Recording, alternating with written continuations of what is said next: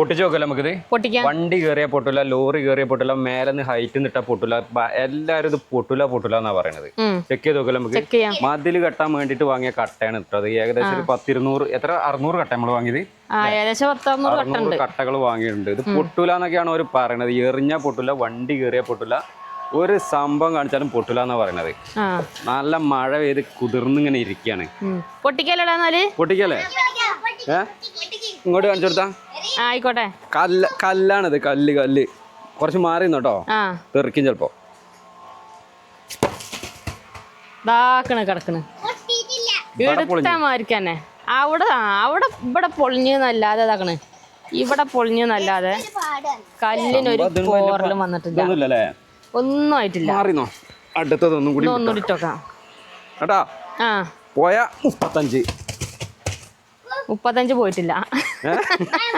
35 പോയിട്ടില്ല, ഒന്നും പറ്റിയിട്ടില്ല. ഇവിടെയോ ഇതൊക്കെ പോയി അറിയാൻ പറ്റുമോ? ഇതൊക്കെ ഒന്നും കൂടി വിട്ടാ. മൂന്നാമത്തെ തൊട്ടോ മാറിന്നോ എവിടെ? ഒന്നും പറ്റിയിട്ടില്ല.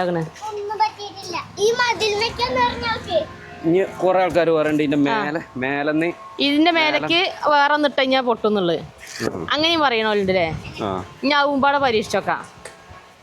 മേൽക്കുമേലിട്ടൊക്കെ ഇതന്നെടാ അല്ലേ? അതിനടാ. മാറിന്നോ?